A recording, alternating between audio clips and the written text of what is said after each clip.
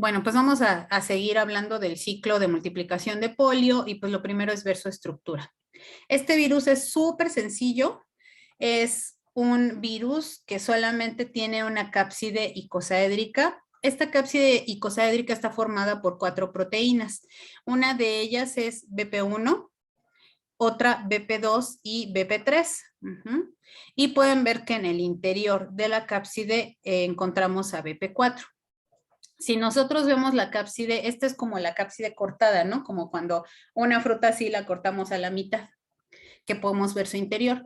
Si nosotros lo vemos desde afuera, pues nosotros simplemente vamos a ver esa estructura icosaédrica que nos está formando diferentes caras triangulares. Y estas caras triangulares se forman con una proteína BP1, una proteína BP2 y una proteína BP3. Y aquí en realidad BP1 está formando como un pentámero de BP1 y aquí BP2 y BP3 se intercalan. Vea que este pentámero está formado por BP2, BP3, BP2, BP3, BP2, BP3, ¿no? Y así sucesivamente. Entonces aquí pues lo que va a suceder es que se asocian estas proteínas y van haciendo esos pentámeros. Después esos pentámeros se asocian uno con otro y van formando ya todo lo que es la cápside. Esto obviamente es parte del ensamblaje y ustedes dirán, bueno, pues no que eso iba a ir al último. Bueno, sí, cierto, ¿no? Pero creo que aquí lo podemos ver bastante bien cómo es que estas proteínas se van asociando una con otra para ir formando esta cápside icosaédrica. Y como decíamos, BP4 pues estaría acá abajito, justo como interaccionando entre todas estas proteínas, ¿no? Y dándole a esa cápside pues la estabilidad que necesita. Bueno, ahora vamos a ver el genoma, que ya es prácticamente lo único que tiene este virus, ¿no? Este virus tiene su cápside y su genoma de una sola cadena de RNA y decíamos que este RNA es de polaridad positiva. ¿Qué significa que sea de polaridad positiva? Se puede fungir como RNA mensajero cuando entra a la célula directamente. Exactamente, Jimena, que ya este RNA es un RNA mensajero. O que por lo menos tiene la misma secuencia que va a tener el mensajero. Pero bueno, en este caso sí, efectivamente, funciona como RNA mensajero. Y entonces, como buen RNA mensajero, pues tiene aquí una colita de polías. Pero vemos que de este lado tiene una proteína que se llama BPG. Vamos a ver el genoma así a más, digamos como a mayor aumento o sus características. Vamos a ver que este mensajero o este genoma, pues sí, efectivamente tiene aquí su colita de polías y codifica en realidad para una sola proteína. Pero entonces, ¿de dónde salen todas estas? BP1, BP2, BP3, BP4, BPG, las proteínas no estructurales, que ustedes recuerdan cuando hablábamos en esta clase de estructura de los virus, decíamos, ¿no? Que hay muchas proteínas que sí efectivamente están formando parte de la cápside, en el caso de los virus envueltos, pues de la envoltura, pero había otras proteínas que no estaban en la estructura de los virus, que eran las no estructurales, pero que juegan un papel fundamental, por ejemplo, en la multiplicación viral. Entonces, ¿cómo es que el virus le hace pues para codificar todas esas proteínas, si solamente en realidad codifica para una?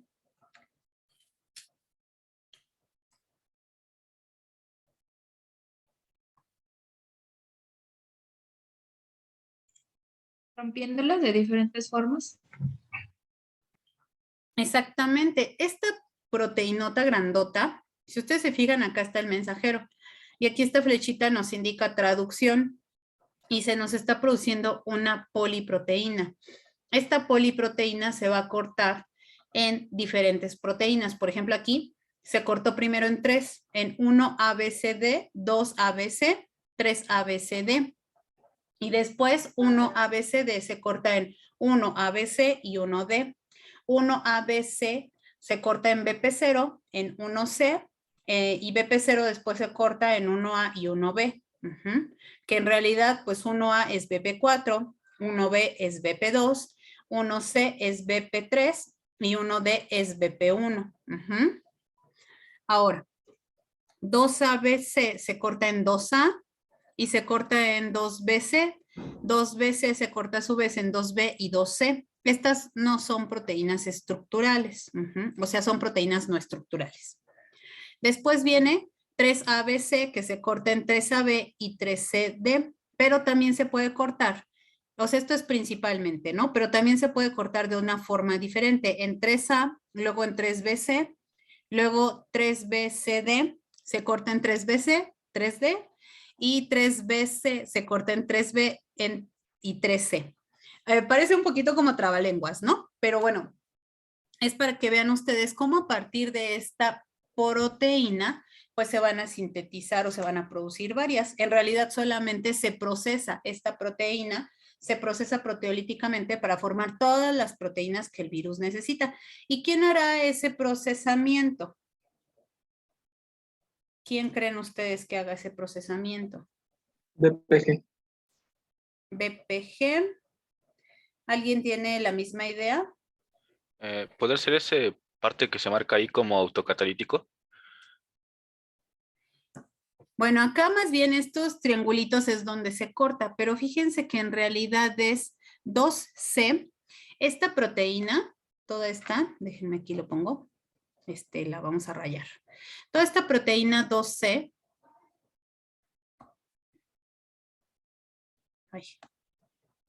esta tiene actividad de proteasa. Entonces esta se autoprocesa. Ay, mis letras. Creo que le hubiera puesto el de texto. Bueno, esta es la proteasa. Y esta, 3CD, es la polimerasa. Bueno, entonces ya vemos aquí que en realidad pues esta proteína se autoprocesa y se puede cortar. Y entonces en ese sentido creo yo que tenemos las características normales que tiene todo un RNA mensajero de la célula, ¿no? Que codifica para una sola proteína, que tiene su colita de polías. ¿Y qué más tiene que tener un RNA mensajero? Así característico, típico de la célula. ¿Se acuerdan? ¿El capuchón de 5'? Ajá, exactamente. Acá tendría que tener cap. ¿Y qué vemos aquí?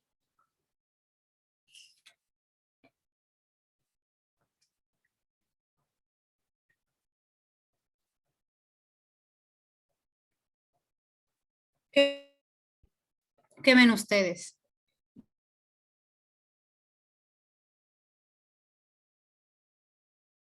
¿Hay cap o no hay cap?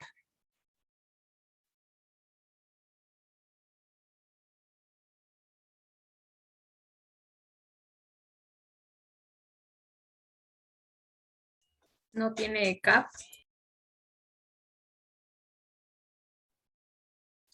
Efectivamente, Pau, no tiene cap. En su lugar tiene esta proteína que se llama BPG y esta cosita que dice ahí que es IRES. ¿Qué quiere decir IRES? En inglés es Internal Ribosomal Entry Site. Entonces, en realidad son solamente sitios o es un sitio de entrada a ribosomas. ¿Qué querrá decir eso?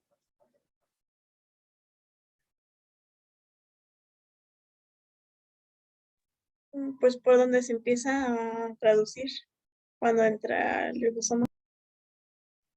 Más que por donde se empieza a traducir, justo donde el ribosoma va a reconocer. Entonces, en realidad, esta partecita de IRES, esta, es la que nos está haciendo la función de CAP. Ahorita vamos a ver la función de BPG, porque BPG no es como lo equivalente a CAP. Pero entonces yo me lo he pasado diciéndoles, creo yo, todo lo que llevamos del semestre, que si bien no llevamos tanto, pero pues sí ya llevamos un buen camino recorrido. Yo me lo he pasado diciéndoles en el semestre que los virus hacen un montón de cosas para tratar de emular las características de la célula. Cuando hablábamos, por ejemplo, de la traducción y decíamos las características de los RNAs mensajeros de la célula, decíamos que los virus también pues hacen esto, ¿no? De emular las características de los RNAs de la célula. Y entonces, o sea, ¿cómo es que esta cosa me viene a traer otra cosa diferente que no es CAP?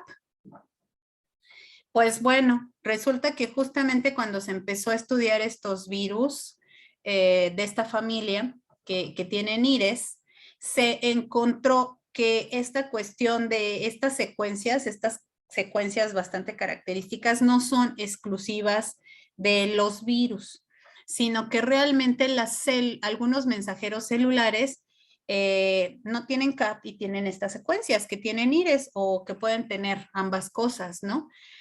Entonces realmente se descubrió gracias a los virus que las células también tienen esta diversidad en mensajeros, que no necesariamente, pues todos los mensajeros solamente tienen CAP.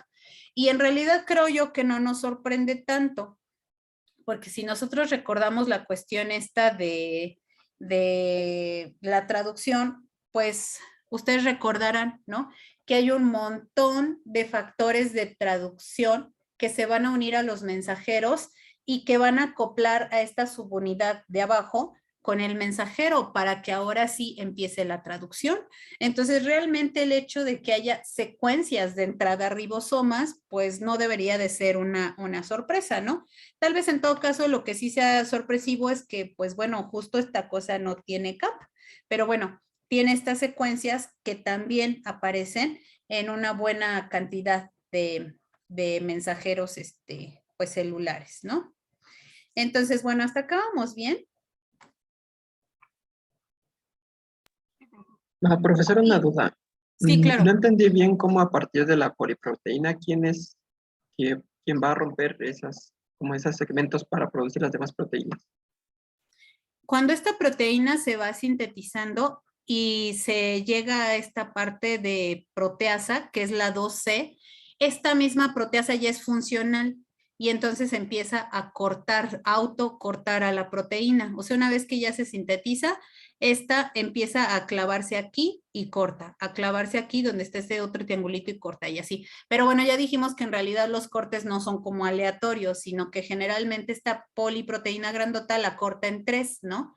En la proteína 1, la 2 y la 3 y después estas se van cortando, pero es la misma proteína viral que tiene esa parte de proteasa. Se ha mencionado que también proteasas celulares pueden llegar a hacer estos cortes, pero esta enzima pues es más específica y pues hace los cortes ahí inmediatamente, ¿no? Entonces básicamente es la proteasa viral la que va a hacer estos mismos cortes. ¿Sí? Sí, gracias. Bueno, entonces hasta acá vamos bien, todos. Profesora, yo tengo Sí. otra duda. Entonces, todas las pestanas son las proteínas que ya se tienen al final de todo este procesamiento. Sí, este esquema de acá arriba nos está indicando, digamos, lo que es el genoma y las secuencias para las que codifica. Como decíamos, ¿no? Obviamente primero se va a sintetizar toda esta poliproteína, o sea, toda esta, y entonces esta se va a ir cortando primero acá en estos tres cachos y luego en pues los fragmentos que se vayan requiriendo, ¿no? Entonces esta poliproteína primero se sintetiza toda y después la parte de proteasa empieza a autocortarse y a cortar pues a las demás partes de la proteína. ¿Sí? Profesora, Sí. disculpe, dice mi compañera León Rizo que si la puede aceptar.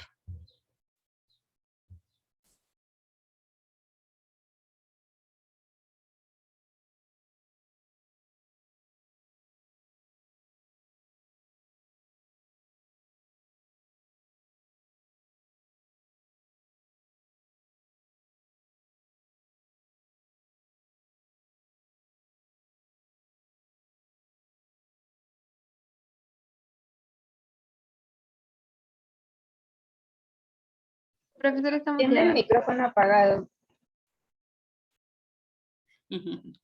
Sí, perdón. Bueno, entonces les decía que ahora sí vamos a ver lo que es el ciclo de multiplicación. Y como les mencionaba, pues esta es la imagen que yo les pongo pues justamente en ese resumen. Espérenme un momentillo.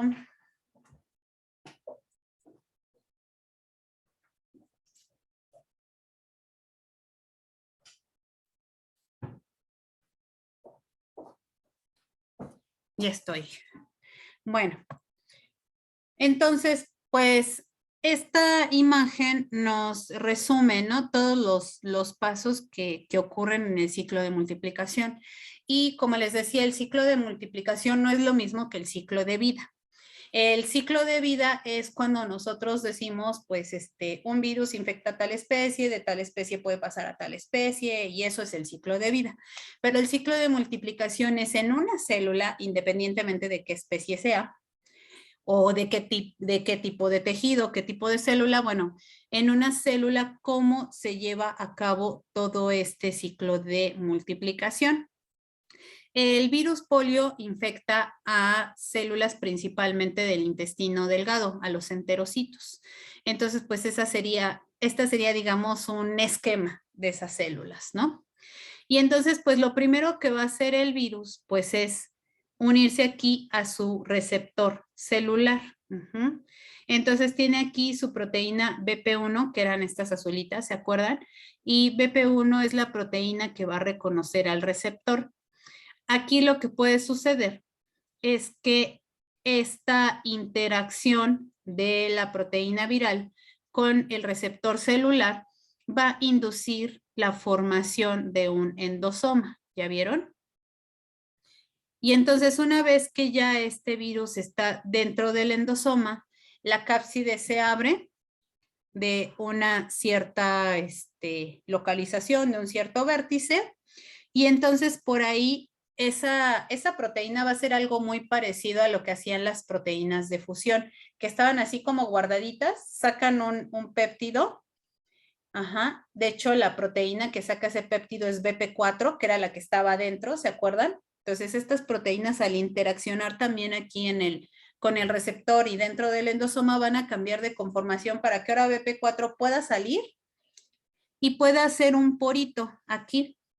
Por este poro va a entrar nuestro genoma. Voy a dejar de compartir esta imagen y pues bueno, me gustaría mejor irles haciendo el ciclo en un pizarroncito aquí. Yo espero que eso nos ayude a que esta cuestión sea un poquito más visual. Perdón, no quite todas las cosas del pizarrón. Ahorita lo borramos.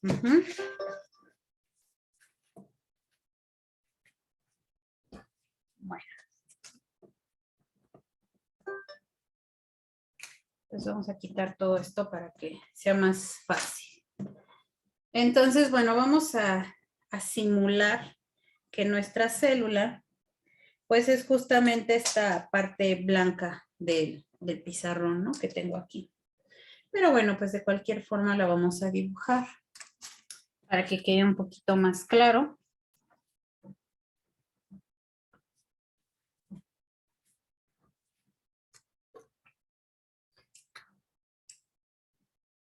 Y entonces lo que vamos a hacer aquí es dibujar nuestra célula. Este es nuestro enterocito, aquí con su respectivo núcleo. Vamos a poner aquí el núcleo chiquitín porque pues el núcleo realmente no está muy involucrado en este ciclo de multiplicación, ¿no? Valga la redundancia. Bueno, y entonces pues aquí nuestro virus se va a unir, ya decíamos, ¿no? A su receptor celular. Una vez que se une a su receptor celular, se induce la formación del endosoma y nos queda nuestro virus dentro del endosoma. Una vez que está dentro del endosoma, decíamos que de aquí se forma un poro, esta proteína se mueve, hace aquí un porito. Yo espero que sí se alcance a ver, vamos a hacer el porito un poquito más grandecito. para que entonces pueda salir nuestro genoma. Ujú. Este genoma del virus pues sale aquí al citoplasma. Decíamos que este genoma entonces, ¿de qué naturaleza es?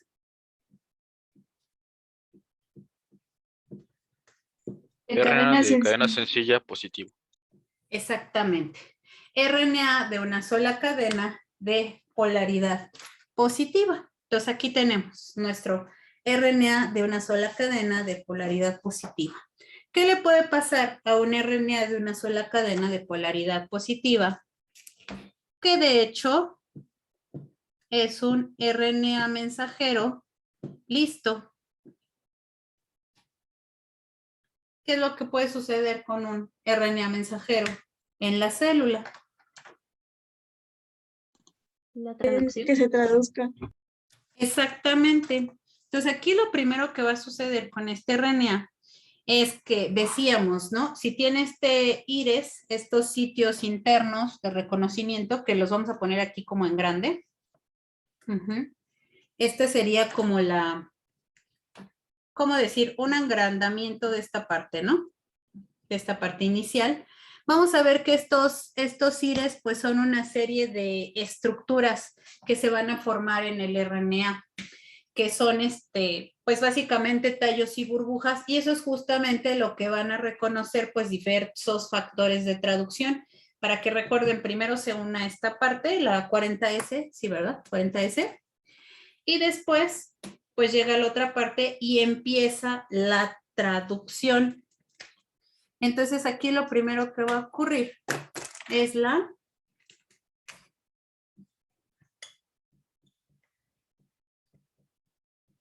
traducción. Y obviamente aquí pues va a ser la traducción, ¿no? De toda la poliproteína. Cuando esta poliproteína se empieza a cortar, ya dijimos en los diferentes fragmentos que pues se tiene que cortar, pues vamos a empezar a tener aquí las proteínas de BP1, BP2, BP3, BP4. Vamos a empezar a tener estas proteínas, ¿no? Que eran las polimerasas. Vamos a empezar a tener a BPG, que son estas azulitas. Vamos a empezar a tener 2A, 2B. Vamos a empezar a tener aquí la proteasa. Y así, un montón de proteínas, porque se está llevando a cabo la traducción. Entonces aquí, este ribosoma, pues obviamente va avanzando y va sintetizando, lo voy a subir un poquito para que no me estorbe, va sintetizando la proteína, acá va entrando otro ribosoma y va sintetizando proteínas, va entrando otro ribosoma y así sucesivamente, ¿no? Esto está así en traducción loca. Entonces, ¿qué puede pasar ahora? ¿Qué creen que pase? Vamos a quitar para que no nos estorbe. Bueno, sí lo dejamos ahí. No estorba tanto.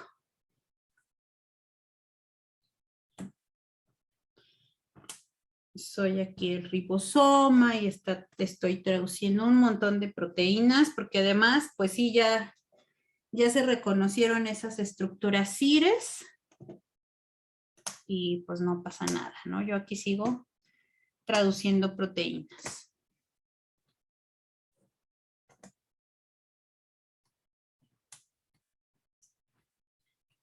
Hartas proteínas virales.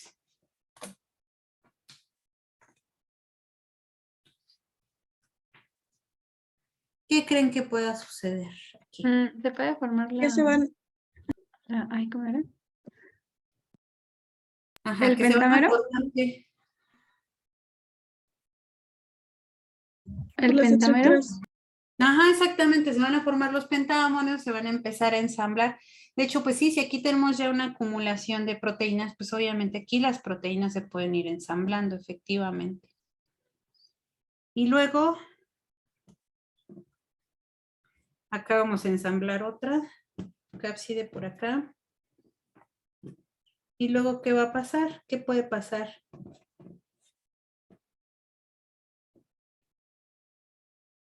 Pues se tiene que replicar el RNA, ¿no? Exactamente, se tiene que replicar el RNA, porque aquí pues sí está muy padre, ya estamos teniendo aquí cápsides, ya estamos teniendo un montón de proteínas, pero pues el genoma se tiene que replicar. Pero entonces, ¿cómo le hace este virus para, pues para hacer, ¿no? Que ahora se deje de traducir y empiece la replicación. Ujú. Voy a compartir otra vez mi presentación para mostrarles justo esa parte. Ujú.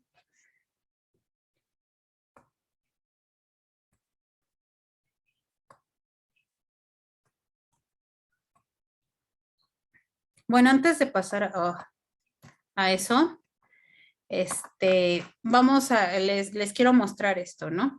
Que efectivamente, pues aquí están los IRES y estos IRES van a ser reconocidos por un montón de factores de traducción.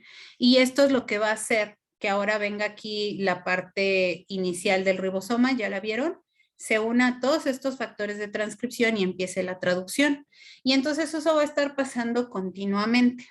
Pero ustedes ya vieron que así como se fueron acumulando todas las proteínas pues de la cápside al grado de ya tener proteínas que nos podían ahí, pues ensamblar las cápsides, literal, pues también se estuvieron sintetizando otras proteínas, ¿no? La proteasa, las polimerasas y todas estas.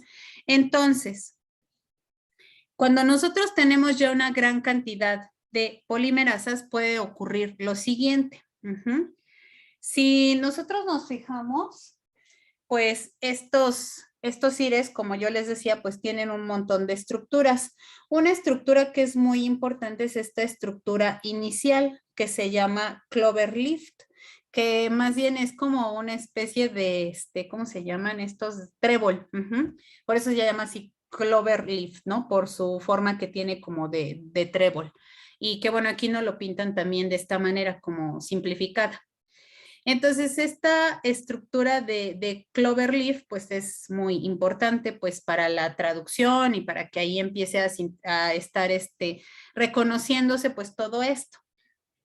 Pero además vean que esta no es la única estructura como importante en el genoma. Vean que si nosotros avanzamos así en el genoma, más o menos por en medio, tenemos una estructura que se llama CRE, que también es un tallito y una burbuja. Si nosotros avanzamos más en el genoma, ya casi al final, ya muy cerca de la colita de Polías, vamos a tener un pseudonudo, que bueno, pues va a ser como un poquito la señalización, ¿no? De que ahí está terminando pues nuestro mensajero, ¿no? Y pues después la colita de Polías. Entonces, ¿qué es lo que va a suceder aquí? Cuando nosotros ya tenemos una gran cantidad de proteínas que se van a encargar de la replicación, o sea, de las polimerasas, que eran 3C, que es esta rosita, y 3D, vean cómo reconocen específicamente este elemento, a CRE. Entonces empiezan ahí a acumular, son como donitas, ¿no? Que se acoplaran así, si este es el tallo, pues se acoplan ahí, ¿no? Como que lo agarran. Y vean que pues además también 3C nos queda ahí pegada ahí arriba, como justo en la asa. Esto es una señal para que otra molécula de 3D se pegue aquí. Entonces, como ustedes pueden imaginarse, pues no nada más es, pues en la primera traducción ya la hicimos y ya vamos a tener un montón de polimerasas que se unan. No, esto es después de un cierto tiempo, cuando ya fueron varios ribosomas, estuvieron ahí traduciendo, ya llegan las polimerasas a una concentración adecuada tal que ya puedan empezar a reconocer este elemento y además agruparse allí, aglutinarse alrededor de él. Entonces se pega aquí 3D. Como estas no son las únicas proteínas que se están sintetizando en grandes cantidades, pues también vamos a tener ya mucha proteína BPG. BPG es una proteína que, como les decía yo, su función más que ser reconocida o función como de CAP, su función es que ahora sea reconocida justamente por la polimerasa. Y entonces ya que tenemos aquí, o a lo mejor al revés, si ustedes lo quieren ver, BPG se une a la polimerasa. Y entonces ahora la polimerasa lo que va a hacer es empezar a unir una serie de uracilos a BPG, o sea, la va a uridilar.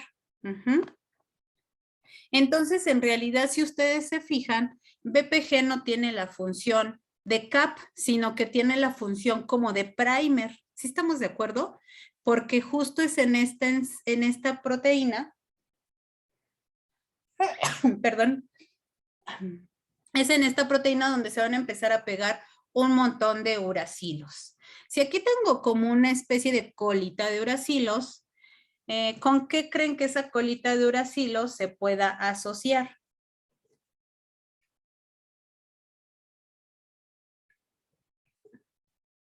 Así viendo esto de acá arriba. ¿Con quién se asociará esa colita de uracilos? Pues con polía. Exactamente, pues esta colita de uracilos se va a unir a polía. Entonces vamos a dibujarla aquí a ver si se ve un poquito más claro. Cómo en realidad esto puede ser como relativamente sencillo. Déjenme mejor lo pongo en azul para que se vea igual. Si nosotros aquí tenemos las polimerasas, ¿no? Ay, me quedaron medio chocas estas polimerasas, pero bueno. Son como Cs, ¿no? Y después tenemos acá a BPG, que además ya tiene aquí una colita, que son uracilos. U. Entonces esto tiene una cierta distancia, ¿no? Está largo. Si nosotros lo alargamos y lo ponemos así, o sea, hagamos de cuenta que voy a jalar esta más bien para acá. Bueno, más bien como si esto lo desenrollara y lo jalara para acá. Y entonces aquí me van a quedar estas polías.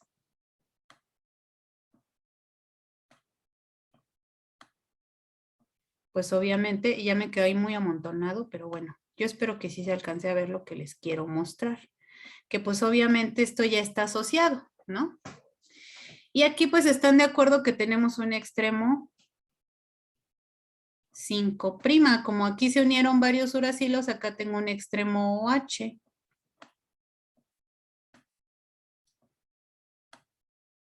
¿Y acá qué tengo? Que eran esas líneas azules feas que dibujé, que tratan de parecer Cs. Las polimerasas. Era 13 Exactamente, son las polimerasas. Entonces, en realidad ya le estás poniendo todo ahí al virus, ¿no? Ya tiene su colita de polías que está asociada con una U, o sea, ya empieza ahí a ver como un RNA chiquito de doble cadena y queda un extremo libre. Entonces, esto sería como un primer para que ahora esta polimerasa que está aquí, o alguna polimerasa que se encuentre cercana, porque les digo, si al final ya tenemos una gran concentración de polimerasas, pues no sería raro que una polimerasa que ande por acá, pues empiece a sintetizar. Y entonces nos empieza a sintetizar aquí una cadenita.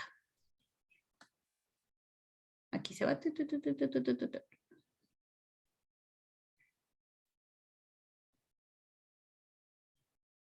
Ay, Dios.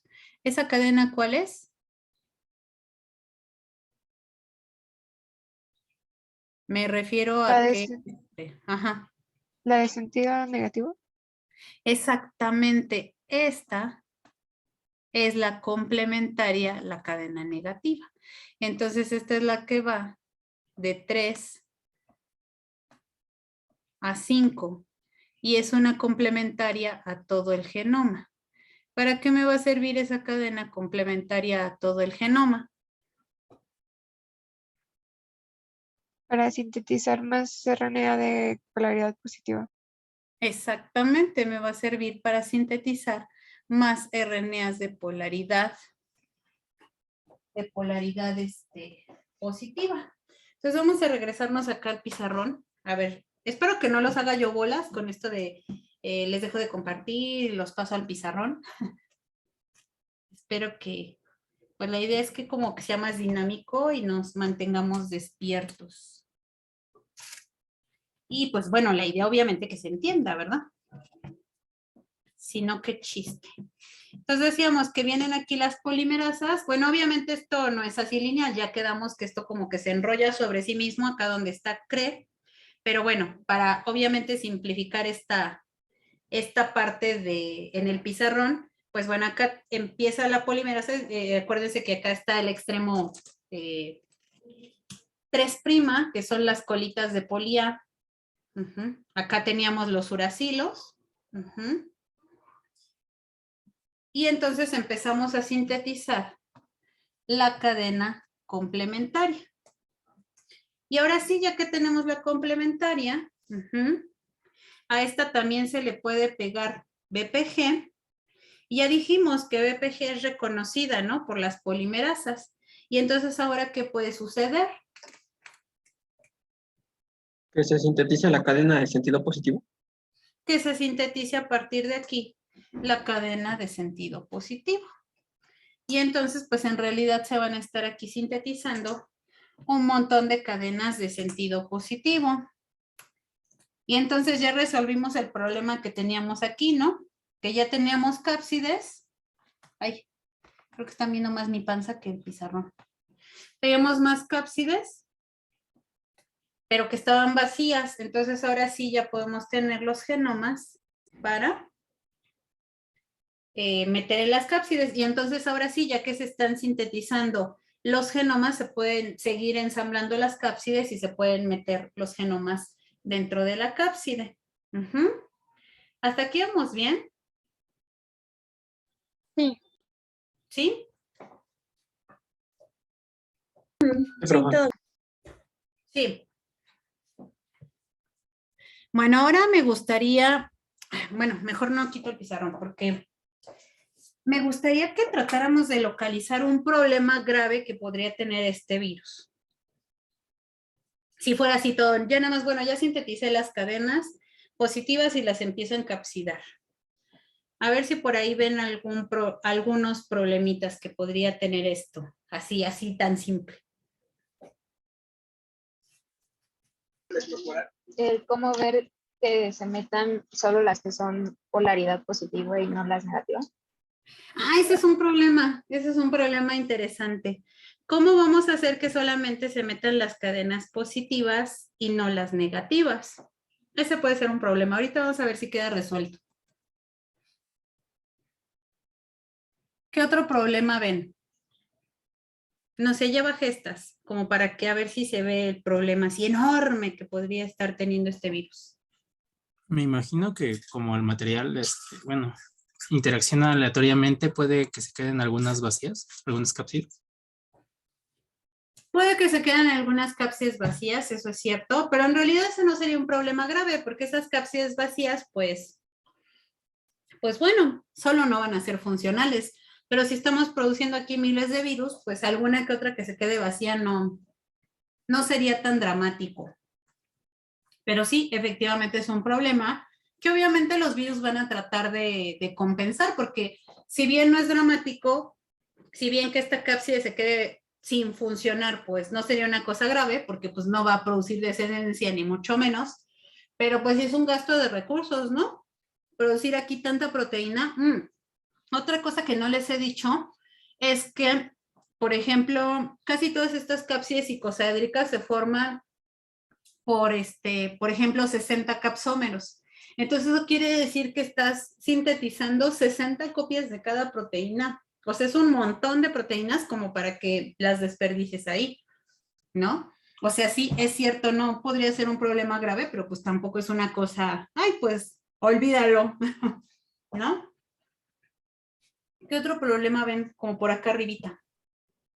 Podría ser que introduzca una doble cadena. Exactamente, un problema gravísimo, eso sí es gravísimo, es que hay una doble cadena de RNA, estamos de acuerdo. Eso sin contar que a lo mejor efectivamente aquí esta cadenita de repente pueda servir como molde para otra. Porque acuérdense que pues hay polimerasas, hay BPG, esto tiene sucre, etcétera, ¿no? Eso podría pasar, ¿estamos de acuerdo? Entonces, que se nos produzcan RNA de doble cadena es una cosa tremenda para el virus.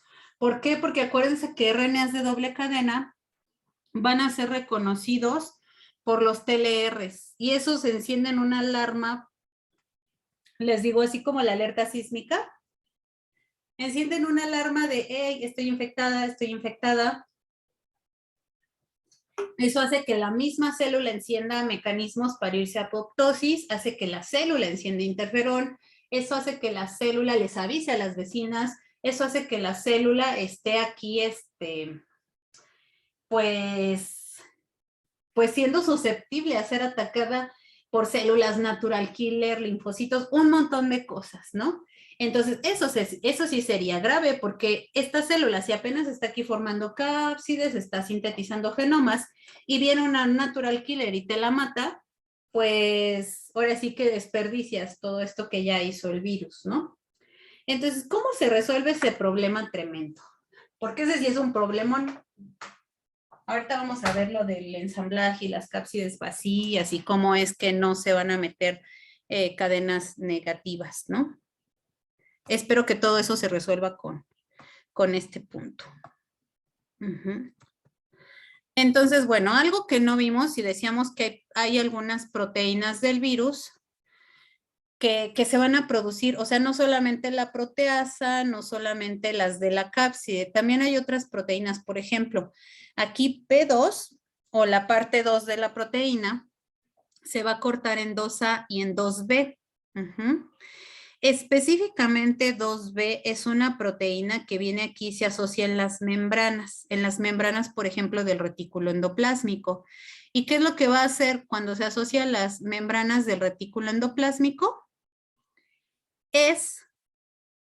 Esto va a hacer que ahora estas membranas formen vesículas, ¿ya? Y entonces al estar formando vesículas, y ahora imagínense que esto está sucediendo cuando se están produciendo las primeras proteínas, porque recuerden que es una sola poliproteína que se va a cortar. Entonces vamos a tener pues una copia casi de cada proteína. Si esto se sintetiza una vez, 2 veces, 100 veces, pues vamos a tener 100 proteínas 2B.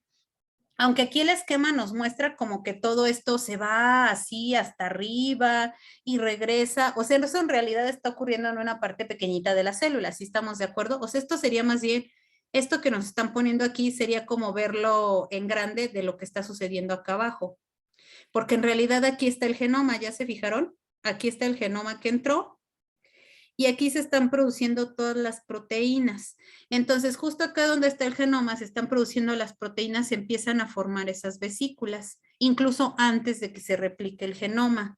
Y entonces, una vez que ya tenemos esas vesículas formadas, voilà, pues ya tenemos ahí unas vesículas de reciente formación donde no hay TLRs y en donde pueden estar ocultos de las células sin que nadie los vea estos RNAs de doble cadena. Ándeles, pues qué maravilloso es este virus, ¿no?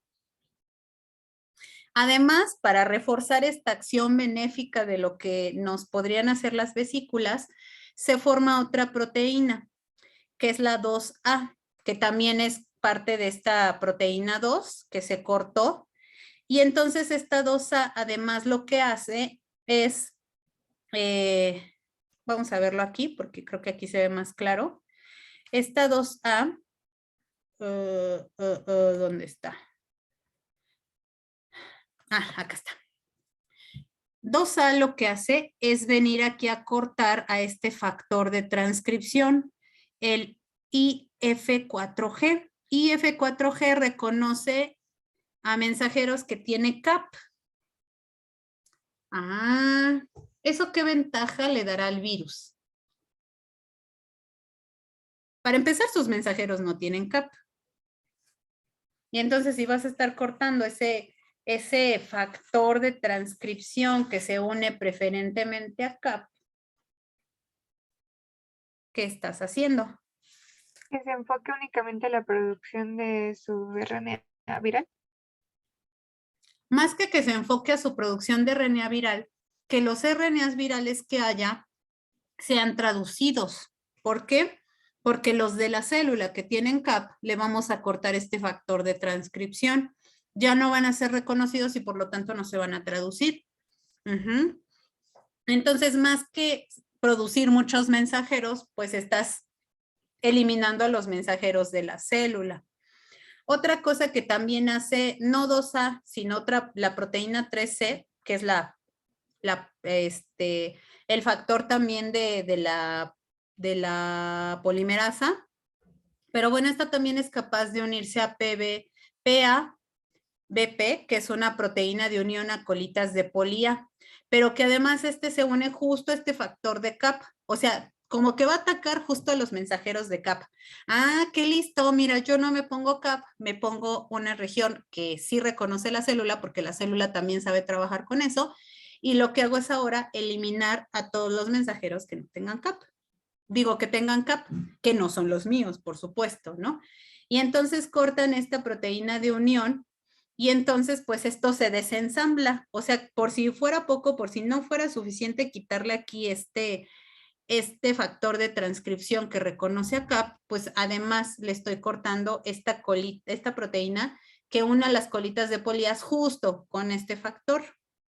Entonces estoy eliminando por todos lados o tratando de eliminar los mensajeros que tienen CAP, ¿no? Pero además otra cosa que hace 2A es cortar esta proteína, NUP 214 y NUP 62. Estas proteínas están involucradas en los poros nucleares, que tienen que ver con el transporte o el exporte de RNAs mensajeros ¿de quién? Pues de la célula, ¿no? Porque esos son los que van a estar dentro del núcleo, no los míos, porque los míos los estoy produciendo en una vesícula. Entonces, eso es lo que también nos va a ayudar 2A. Entonces, en realidad estamos, como les digo, estamos tratando, o el virus está tratando de atacar todos los frentes. Por un lado, voy a envolver mis RNAs de doble cadena que se están formando y que serían pésimos porque pues la célula los va a reconocer. Por un lado, los estoy envolviendo en esta cápsula. Y por otro lado, además, también estoy bajando la producción de proteínas de la célula. Esto va a ayudar a que todos los ribosomas de la célula estén disponibles para mis mensajeros, pero además que no se me produzcan todas estas proteínas que se pueden llevar a la célula apoptosis o el interferón o todas estas que ya decíamos que pues pueden ser perjudiciales, ¿no? Para el virus. ¿Hasta acá vamos bien? Sí, profesor. Ajá, bueno, ahora, esto de las vesículas también tiene otra ventaja, y esto va en relación por ahí con lo que preguntaron de, bueno, ¿se podrían meter las cadenas negativas, no? Bueno, pues resulta que aquí tenemos la cadena positiva, que es esta verde fuerte, y aquí se está sintetizando la cadena negativa. Vean que esto no se sabe bien, pero se cree que lo más posible es que este intermediario de replicación o esta cadena negativa que se está aquí sintetizando se quede así como RNA de doble cadena. No se sabe si se quedan como RNA de doble cadena o se disocian, pero para empezar, si se queda como RNA de doble cadena, ¿están de acuerdo que entonces esta cadena negativa no está disponible para meterse en las cápsides? ¿Sí estamos de acuerdo?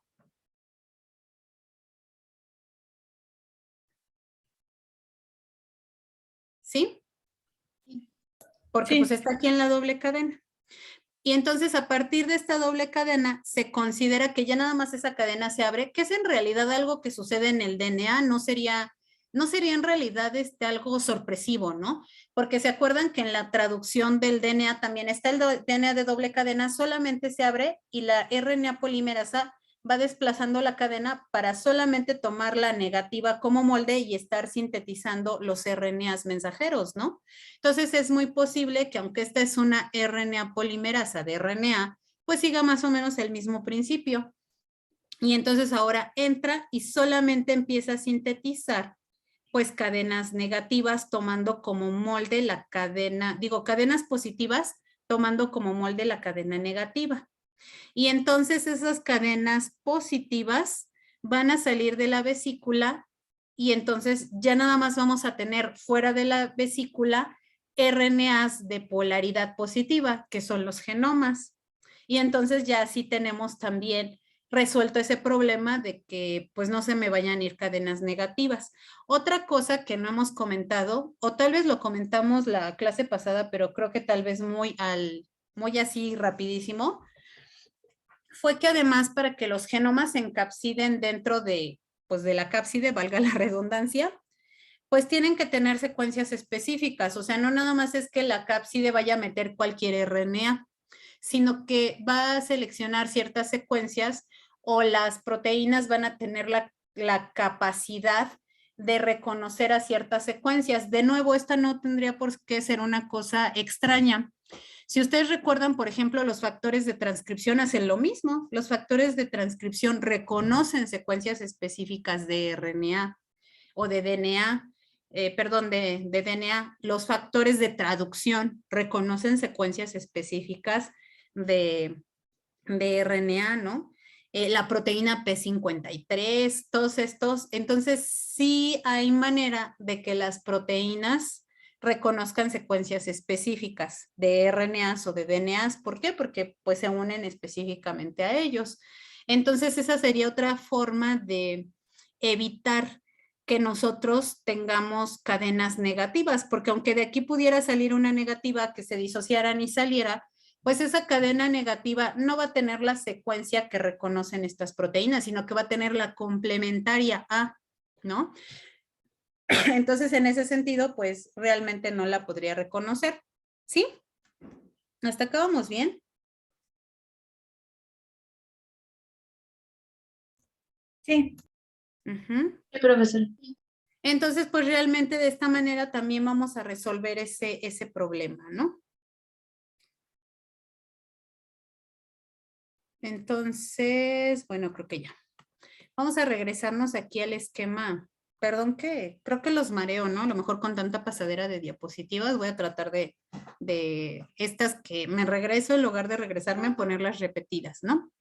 Entonces, en realidad todo va sucediendo aquí. Si se fijan, está sucediendo esto en la vesícula. De aquí están saliendo los RNAs mensajeros que pues se pueden empezar aquí a encapsidar porque aquí se van asociando las proteínas de la cápside, se está aquí asociando todo, se empieza a encapsidar y el virus pues ya se forma, ¿no? No sé si aquí haya alguna cuestión. Si ustedes se fijan, nosotros decíamos que esta poliproteína se traduce y después ya se va a la replicación. De aquí salen estos mensajeros, pero no sé si ustedes se puedan imaginar que puede llegar un momento en que se estén produciendo muchos genomas y realmente no haya suficientes proteínas ya, ¿no? Para encapsidar todo eso que está saliendo, todos estos genomas. ¿Cómo creen que el virus podría resolver ese problema? Porque pues sería también un problema, ¿no? Problema era que se produjeran muchas cápsides y quedaran vacías, pero problema también es que haya muchos genomas y ya no haya proteínas para seguir con el ensamble. ¿Cómo le hace el virus para resolver ese problema?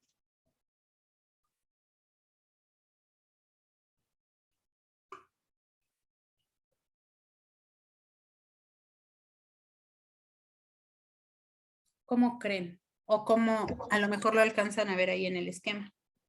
Pues tal vez sintetizando más 2A. Más 2A. ¿Y qué ventaja le podría traer sintetizar más 2A? No, perdón, 2B. Lo de las 2B. vesículas. Haciendo más vesículas. Pero si haces más vesículas, de todos modos, ya no tienes más proteínas. No sé si se alcanza a ver el problema. Nosotros dijimos que llegó el genoma, empezó aquí a sintetizar, ¿no? Empezaron a sintetizarse las proteínas, a hacer la traducción, y se estuvieron produciendo proteínas. Ahora, este genoma, que en realidad está acá abajo, este genoma se replica, ¿no? Y entonces empiezan a producir mensajeros. Pero estamos de acuerdo que puede llegar el momento en que ya no haya suficientes proteínas porque ya no estamos haciendo traducción. ¿Cómo le hace el virus para resolver ese problema?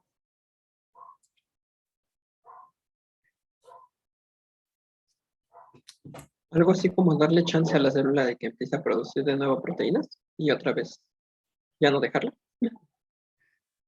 Darle chance a la célula de que produzca proteínas. Sí, pero a mí me interesa que produzca proteínas virales, ¿no? No sus proteínas. Entonces, ¿cómo le hago para sintetizar más mensajeros?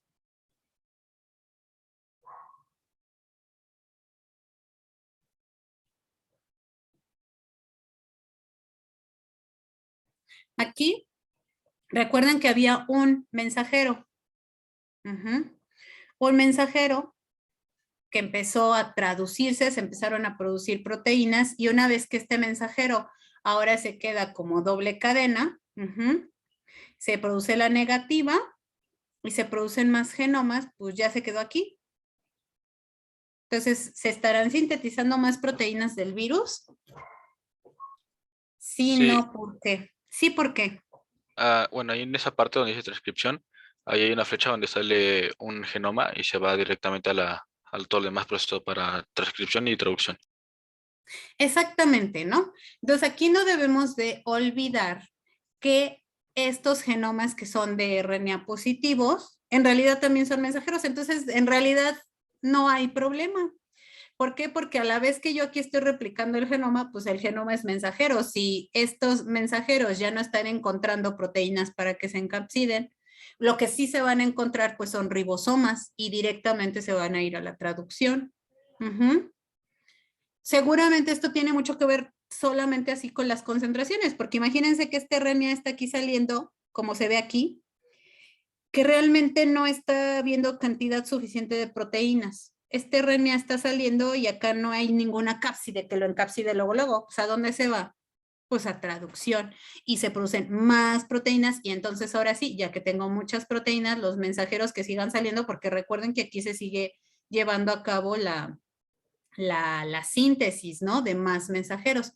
Estos mensajeros pues están aquí pues yéndose a la traducción o se están encapsidando cuando ya hay muchas proteínas y ya.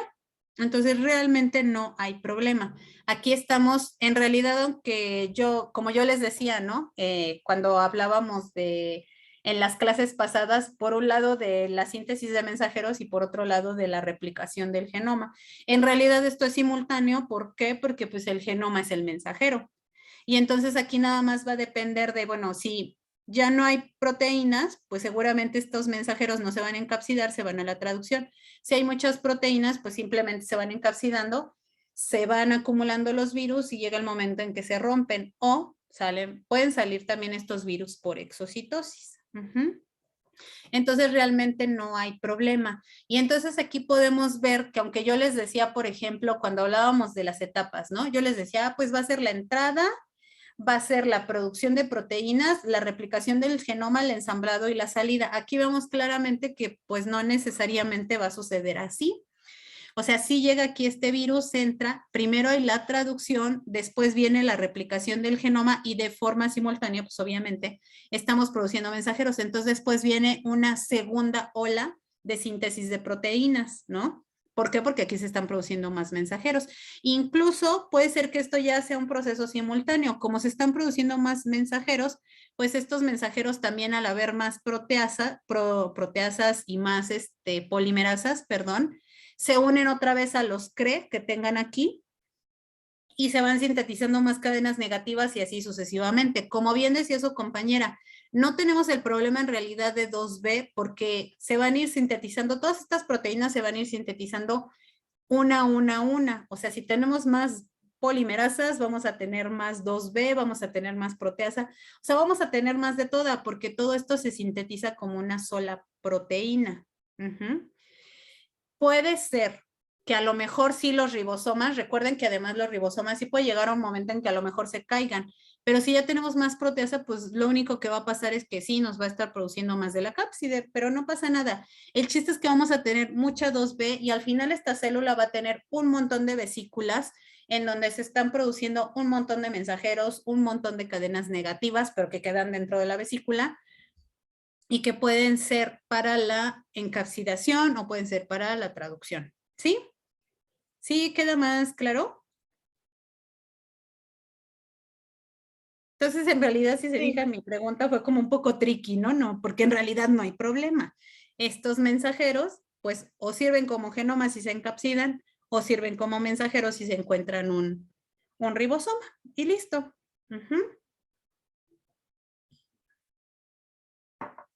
Bueno, entonces, si no hay dudas, pues en realidad ya terminamos con el ciclo de replicación de polio.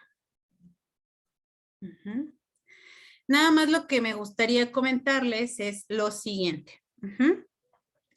Vamos a hacer para cada uno de los ciclos que veamos. Bueno, más bien no para cada uno, sino para todos vamos a hacer una tabla. Una tabla donde pongan acá arriba, bueno, el virus en el primer renglón, por ejemplo, polio, la siguiente clase, pues si vemos paperas, ponen paperas y así todos los que veamos.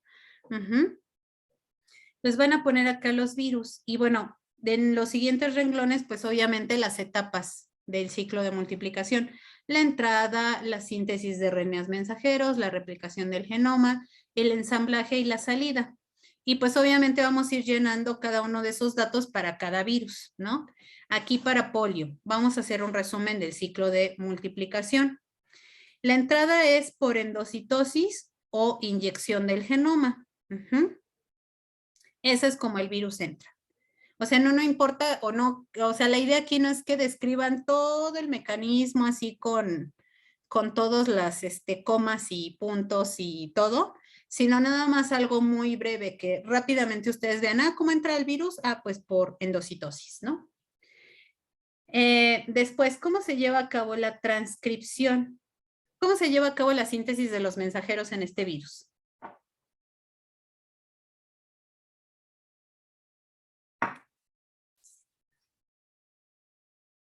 Mediante la replicación del RNA. Mediante la replicación del RNA, pero ¿cómo? O sea, sí, no tan general, un poquito desglosadito. Pues con BP4. Con BP4, no era BPG. BPG. Pues BPG se une a las proteínas, bueno, es reconocida por las polimerasas y se une al sitio de CRE del RNA de polaridad positiva que entra a la célula, y a partir de ahí se forma una colita de POLI-U y se empieza a sintetizar el RNA de polaridad negativa, y a partir del RNA de polaridad negativa se sintetizan nuevas copias de RNA de polaridad positiva por el mismo reconocimiento de BPG con las polimeras. Ajá, efectivamente. Pero entonces no lo vamos a poner así tan desglosado. Lo que vamos a localizar de toda esa descripción que ya muy bien nos hizo Jimena, sí fue Jimena, ¿verdad? Lo que vamos a localizar, bueno, ¿cuál fue la cadena molde para sintetizar mis RNAs mensajeros? Y en este caso, pues sí, después de que reconoce las polimerasas, ACRE, se une BPG y se sintetiza la colita de US, bueno, ese es como el paso previo para sintetizar lo realmente importante, que es este molde o intermediario, que es una cadena de RNA de polaridad negativa. Entonces, eso es básicamente lo que vamos a poner aquí, que se forma un intermediario de RNA de polaridad negativa y que lo hace la enzima o la proteína 3D, que es una RNA polimerasa dependiente de RNA. Aquí en este caso, como ya bien nos explicaron, en realidad la producción de los mensajeros y el genoma pues es lo mismo, porque las moléculas es la misma, ¿no? Entonces, bueno, aquí lo pueden duplicar simplemente o a lo mejor en un solo cuadro, como en esta de combinar celdas, ¿no? Pues ya le ponen que, bueno, obviamente como el genoma y el mensajero son la misma cosa, pues se forma para ambos casos el intermediario de RNA de polaridad negativa, de una sola cadena, obviamente, y esto lo hace 3D, que es una RNA polimerasa dependiente de RNA. ¿Sí? Y ahora sí, ya nada más el ensamblaje, bueno, pues qué proteínas participan. En este caso, pues todas las de la cápside encapsidan, valga la redundancia, al genoma y pues la salida es básicamente por lisis, aunque pues en algunas células puede ser por exocitosis, pero bueno, básicamente la salida es por lisis. Entonces, si se fijan, esta es una tablita en donde vamos a poner así como en 2 que 3 palabras, pues el resumen de todo lo que serían los ciclos de multiplicación. La idea de esta tablita es que por ahí hay una clase al final de los ciclos de multiplicación que dice comparación de los diferentes ciclos. Ahí es donde, digamos, vamos a revisar esa tabla entre todos. Vamos a armar una sola.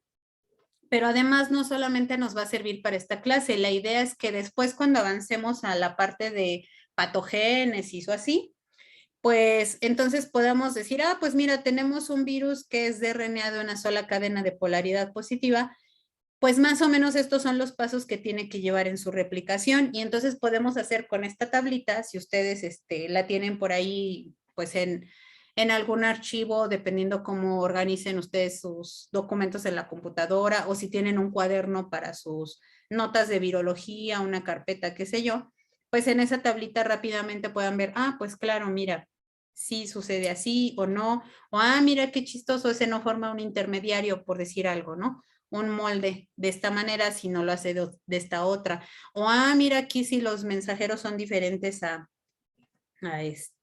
al genoma, no sé, cosas así, ¿sale? Entonces, ¿dudas, preguntas, comentarios? Yo tengo una duda.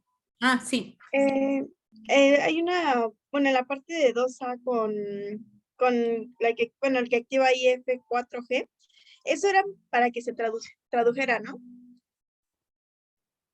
Ajá, a ver, vamos a regresarnos. Ajá, es que como ese nada más era para los que tienen CAP, pues se supone que ese lo teníamos que activar para que se tradujera, ¿no?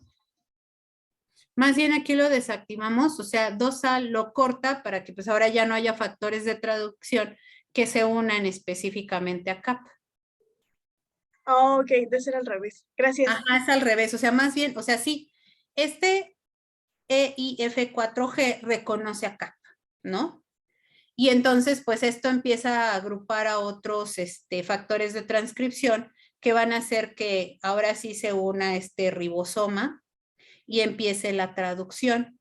Si yo quito este factor de transcripción, si yo lo corto previamente, ya no está, o incluso ahí yo lo corto, pues entonces voy a deshacer todos estos, voy a inhibir, por eso tiene estas flechitas así como con línea, voy a inhibir la unión de estos factores de transcripción y entonces ya no se va a llevar a cabo la traducción. ¿Sí? Ok, sí. Gracias. Bueno, no sé, ¿alguna otra duda, pregunta, comentario? No, profe. ¿No?